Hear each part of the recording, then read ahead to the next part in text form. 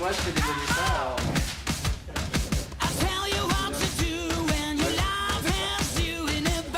Alors, il y a des choses que vous ne verrez pas écrites parce que j'ai pas le ça, on verra ça plus tard. Ok, bienvenue à tout le monde dans cette réunion pour la préparation mentale. Alors, tout d'abord, je voudrais commencer par vous dire que je suis très heureux, malgré le stress de prendre la parole en public, c'est toujours un stress. Et c'est pour ça que j'en parle, c'est pas parce que j'ai envie de vous dire que j'ai du stress, c'est juste parce que j'ai envie de répondre à une des questions qui a déjà été posée. Donc c'est pour ça que j'en parle maintenant, du stress.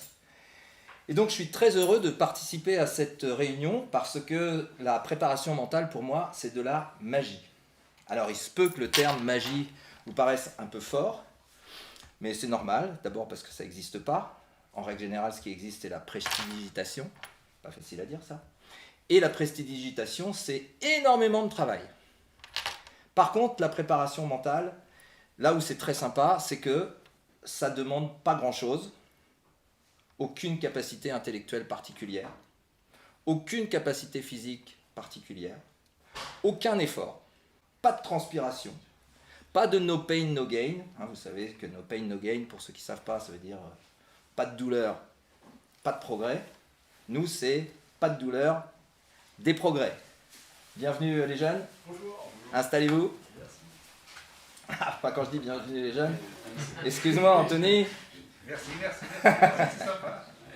Donc aucune non plus motricité quelconque, puisqu'il n'y a rien physiquement, même si on vous demande des choses physiquement dans la préparation mentale, il n'y a rien de physiquement compliqué, pas de double saut périlleux arrière, rien de tout ça, que des choses très simples. D'ailleurs, je vais en profiter tout de suite, je vais vous donner un exemple, comme ça ce sera plus parlant. Par exemple, dans la préparation mentale, on peut installer des routines qui sont physiques, c'est pas que mentales, qui sont physiques, qui sont au changement de côté au tennis, de faire toute la routine du changement de côté. C'est-à-dire que vous venez de finir un point, on va vous expliquer comment vous asseoir, comment vous positionner, comment vous mettre dans votre bulle. Donc il n'y a rien de physiquement difficile, tout le monde peut y arriver.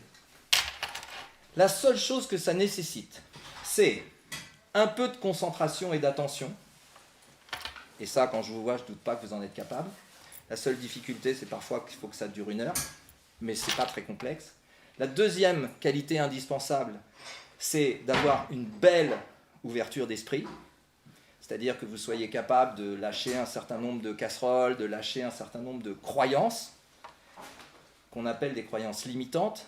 Parfois, il y a certains préparateurs qui appellent ça des croyances à la con. Ce n'est pas mon cas, moi je pense que ce sont juste des croyances limitantes, parce que les croyances de chacun vous appartiennent, et il n'y a pas de jugement là-dessus. Mais par contre, il y a parfois des croyances que vous avez qui peuvent vous empêcher de performer.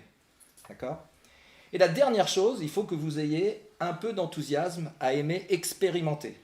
Un peu comme si vous étiez des savants fous, ça peut rappeler des choses à des jeunes qui ont eu un truc qui s'appelait le petit chimiste. Vous avez des petits tubes à essai, il y a des couleurs, il y a des machins, du moment que ça ne fait pas d'explosion, tout va bien, et vous prenez du plaisir à expérimenter.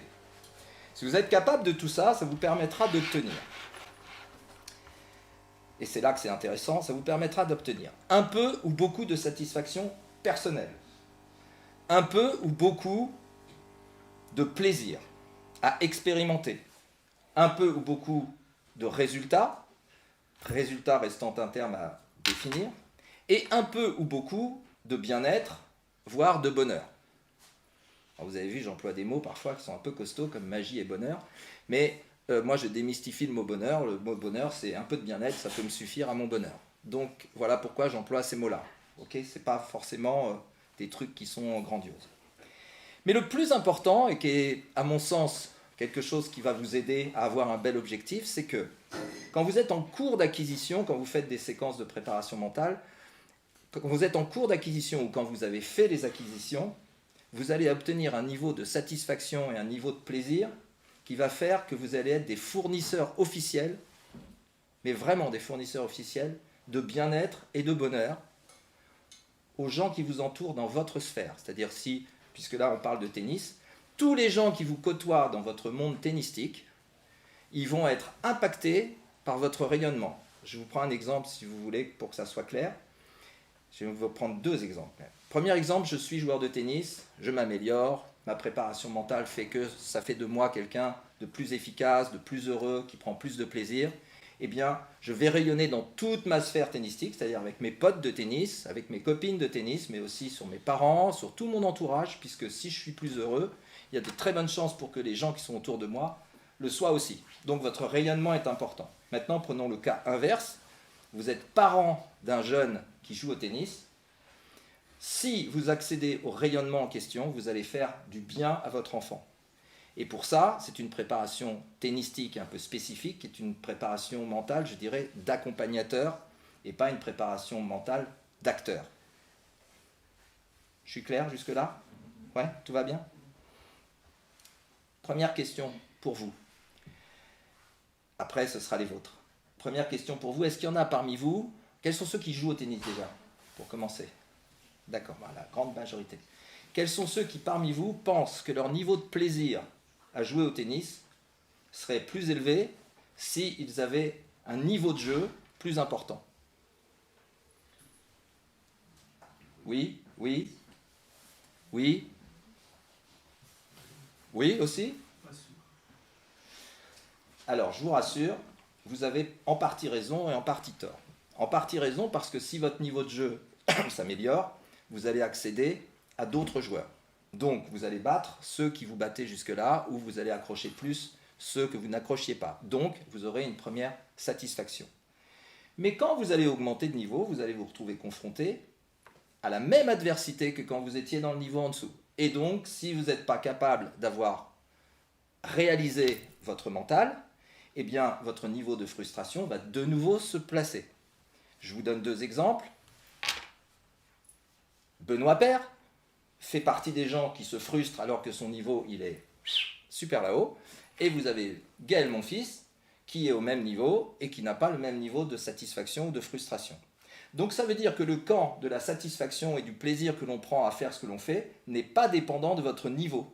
Et ça, il faut bien en prendre conscience. Il est juste dépendant de votre mental. Je ne dis pas, même si je pourrais le dire, je ne dis pas que votre niveau de mental va améliorer votre niveau de jeu. Et en fait, si, je le dis quand même. Mais en tout cas, il va le faire parce que le mental a une résonance sur votre physique, il a une résonance sur votre technique, il a une résonance sur votre stratégie, alors que l'inverse est très peu vrai. Même si il y a une petite efficacité, pas une petite, une bonne efficacité de votre comportement, et ça n'a rien à voir avec votre côté athlétique, il a une bonne résonance, votre comportement avec votre mental. Je vous donne juste un exemple. Ça ne va pas, que ce soit au tennis ou ailleurs, ça ne va pas bien. Si vous vous forcez à sourire, même un sourire forcé, ça allume dans votre cerveau une chaîne de neurones qui va permettre que vous allez aller mieux. Je ne dis pas que vous allez aller bien, mais vous allez aller mieux. Et si vous continuez à entretenir ce petit processus, eh bien vous allez vous apercevoir que votre attitude physique va avoir une vraie influence sur votre attitude mentale. D'accord ?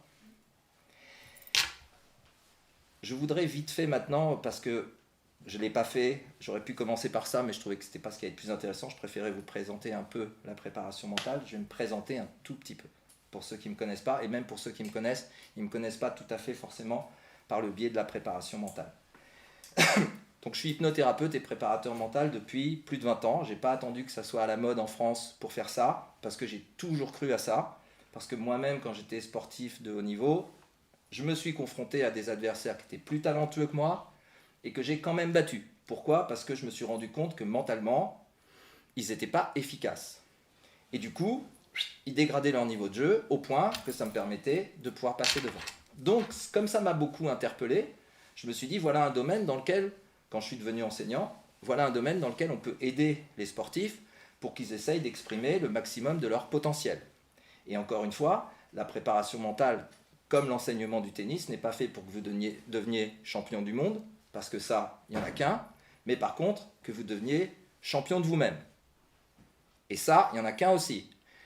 Mais pour y accéder, c'est aussi difficile que de devenir champion du monde. Ça nécessite un peu de travail, un peu de physique, un peu de technique, et puis un peu de mental, pour ne pas dire beaucoup de mental. Voilà, j'avais un deuxième exemple. Non, je vais continuer là-dessus. Donc je suis préparateur mental et pendant le confinement, j'en ai profité pour écrire un bouquin qui s'appelle Le mental sans calcul, qui est un livre sur le mental en général et qui donne une définition de ce que c'est le mental. Et le mental, pour moi, c'est quelque chose qui est soit un moteur, soit un carburant de toutes vos actions. Mais que ça soit au tennis, mais dans votre vie professionnelle, dans votre vie familiale, dans votre relationnel, dans votre vie sociale, c'est un moteur ou un carburant. Et ce que je vous propose dès maintenant, ça va se faire inconsciemment, et surtout n'y pensez pas tout de suite, c'est de choisir pour vous si c'est un moteur ou si c'est un carburant. Vous pouvez avoir une réponse déjà dans votre tête, vous pouvez ne pas en avoir, mais l'ensemble de ce qu'on va faire pendant la réunion va vous donner des pistes et vous pouvez décider à la fin de savoir si c'est un moteur ou un carburant. Donc je laisse votre inconscient fonctionner là-dessus, en espérant que votre conscient va rester ici. Et dernière petite chose, que je sois préparateur mental et que je n'ai aucune compétence dans le tennis, ne changerait rien à la réunion qu'on fait aujourd'hui. Il se trouve que je connais un peu le tennis aussi, donc ça peut faire des tout petits plus, mais ça n'a pas beaucoup d'intérêt. Je pourrais aider des musiciens de la même manière que je pourrais aider des joueurs de tennis. Voilà. Donc ça, c'est pour mon parcours. Maintenant, c'est à vous. Est-ce que vous avez des questions? Et si vous avez des questions, pour l'instant, parce qu'après je vais faire une petite interview pour vous, ce sont des questions sur mon parcours. Si vous avez quelque chose qui peut vous intéresser ou que vous voudriez voir clarifié, je peux le faire. Vous avez des questions? C'est extraordinaire. J'aime beaucoup. Enfin, c'est que j'ai été assez complet. Je voudrais en profiter, tiens, à propos des questions, vous savez comme moi, ce n'est pas la première réunion à laquelle vous assistez. Quand on demande s'il y a des questions, c'est pas toujours facile de prendre la parole en public pour poser une question. Sachez que si vous êtes assez timide pour ne pas exprimer votre question, n'oubliez pas une chose, c'est que vous pourrez rendre service, si vous êtes capable de passer au-dessus de cette timidité, vous pourrez rendre service à quelqu'un qui a la même question et qui, lui, ne sera pas capable de prendre la parole pour poser la question. D'accord? Bon, en tout cas, vous avez le droit de ne pas en poser. Donc moi, j'ai 3 questions à vous poser. Alors, la première, normalement, vous aviez des feuilles. Je ne les ai pas fait, mais je vais les faire. Non, laisse tomber. On va... Je me suis aperçu là. Tu sais, on va utiliser une ressource que les joueurs de tennis n'utilisent pas souvent et qu'ils devraient utiliser. Vous savez laquelle c'est? Hein? Non, une ressource. Pas un organe, hein? Pas un organe. Une ressource. Le? Ouais, on est assez proche de ça.